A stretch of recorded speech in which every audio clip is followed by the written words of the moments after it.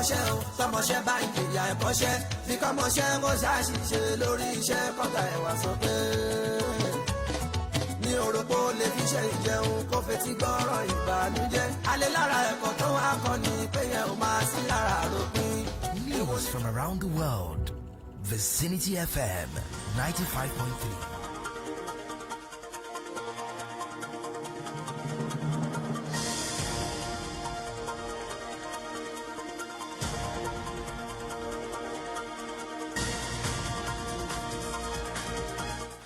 This is Vicinity 95.3 FM, Ikejile, Ijesha.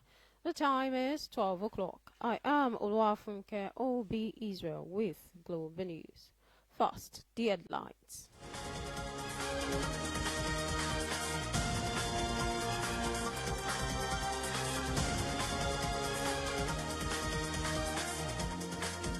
President Tinubu calls for peaceful partnership among world leaders. Fire outbreak kills 17 pupils in Kenya.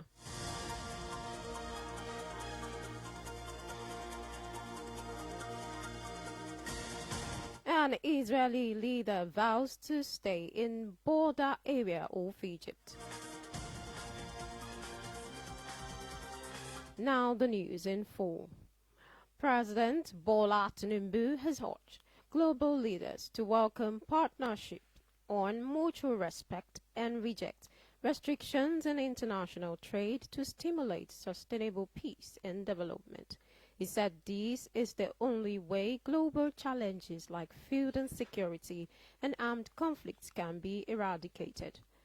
Tinubu stated this while giving his address on peace and security at the China-African Forum FOCAC in Beijing. The president hailed the impact of the African Union in promoting peace, stressed the need for a renewed approach to global governance and economic development. He affirmed that Nigeria is dedicated to promoting peace and good governance in West Africa. In case you didn't know, President Bola Ahmed Tinubu is the chairman of the Economic Community of West African States, ECOWAS. The Minister of Petroleum Resources, Eineken Lokpo-Biri, yesterday assured Nigerians that premium motor spirit, also known as petrol, will be made available by the weekend. Lokpo-Biri disclosed this after meeting with Vice President Kashim Shettima, the Managing Director of Nigerian National Petroleum Company Limited, NNPCL, Mele Kyari, and Nigerian Midstream and Downstream Petroleum Regulatory Authority Executive Director Mugo Okwaha. In the meeting, Lokpo-Biri employed Nigerians to avoid panic, expressing confidence that prices will stabilize as supply normalizes. Burkina Faso has launched new biometric passports without the logo of West Africa's main political and economic bloc on their cover. The move signaled Burkina Faso's determination to withdraw from the regional alliance after military leaders took power in a coup. In a chat with newsmen, the security minister, Mahamadou Sana, noted that this is just the realization of the action already taken. You will recall that Burkina Faso has decided to withdraw from the ECOWAS body. From Kenya comes this report that a fire at a school has claimed the lives of 17 pupils. We understand a good number of the pupils have been taken to the hospital with severe burns. President William Ruto has ordered an investigation and promised that those responsible will be held accountable. It may interest you to know that school fires are relatively common in Kenyan boarding schools. In 2017, 10 students died in an arson attack at the Moi Girls High School in the capital, Nairobi. Britain's Home Secretary David Cooper says there is a need to stop gangs helping people to get to the UK in small boats. Cooper dropped these points while chatting with newsmen ahead of a meeting with Minister, Intelligence Agency and law enforcement bodies.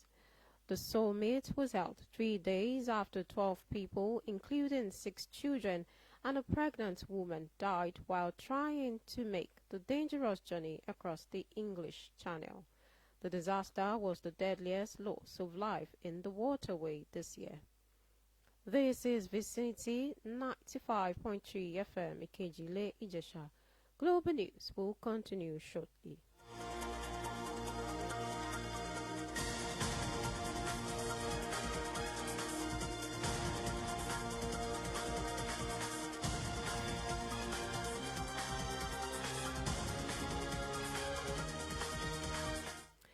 Israel's strongman Benjamin Netanyahu says his forces will stay put on the strip of land in southern Gaza along the border with Egypt. Netanyahu, in a parley with foreign pen pushers in Jerusalem, said he may consider alternatives if that will help a future permanent ceasefire deal, but was not sure if it would happen. The Israeli Prime Minister sounded it loud and clear that his troops must remain in the buffer zone to prevent weapons and possibly Israeli hostages being smuggled across the border.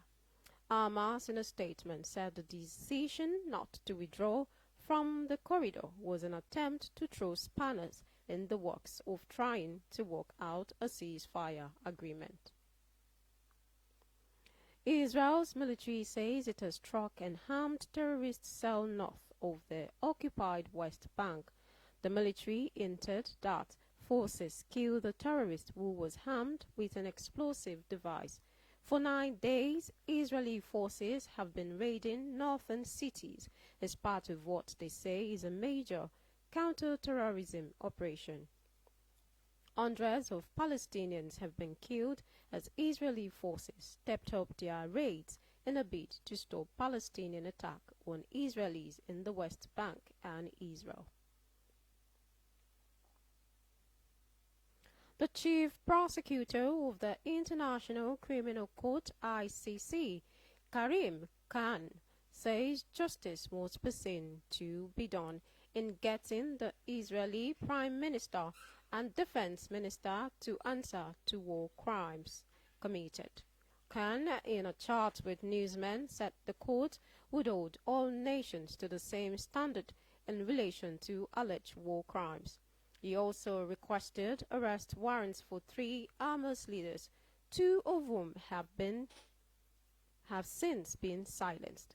You will recall that in May this year, Khan said there were reasonable grounds to believe that Israeli Prime Minister Benjamin Netanyahu and his defense minister, as well as Hamas leaders, were guilty of crimes against humanity. German police shot dead an armed man near the Nazi Documentation Center, an Israeli consulate in the southern city of Munich. The man, identified by the police as an 18-year-old Austrian national, was hit during an exchange of fire with officers. The Israel consulate was closed at the time for a memorial service marking the anniversary of the 1972 Munich Olympics attack by Palestinian militant group. You will recall that 11 Israeli athletes and a policeman were killed during the hostage ordeal.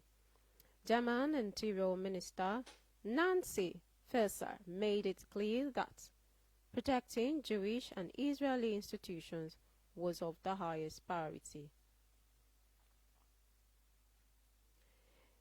Ukraine Parliament has given the nod to a shake-up in the wartime cabinet.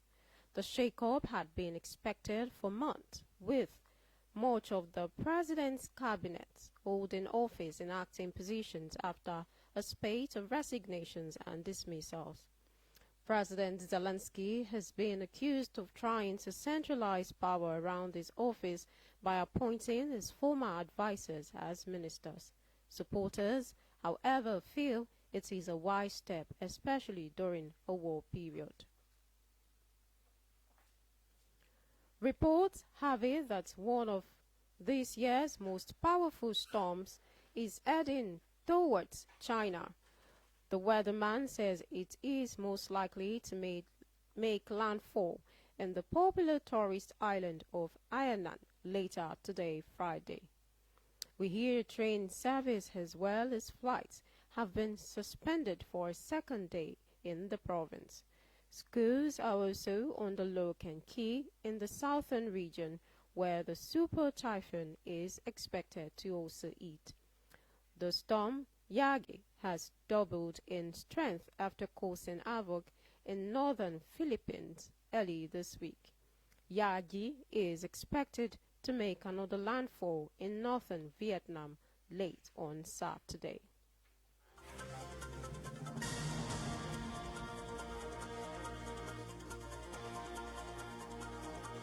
To end the global news, another look at the headlines.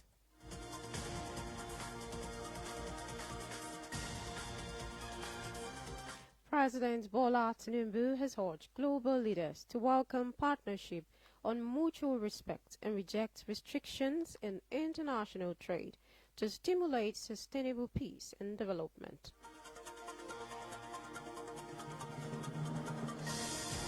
We told you that a fire at a school has claimed the lives of 17 pupils and a good number taken to the hospital with severe burns in Kenya. President William Ruto has ordered an investigation and promised that those responsible will be held accountable. And lastly, you heard that Israeli strongman Benjamin Netanyahu said his forces would stay put on the strip of land in southern Gaza along the border with Egypt. And just before we go, the last line. Everything you have ever wanted is sitting on the other side of fear. That's Global News. On behalf of the news editor, Oluwafunke, I am Oluwafunke OB Israel. Thanks for listening.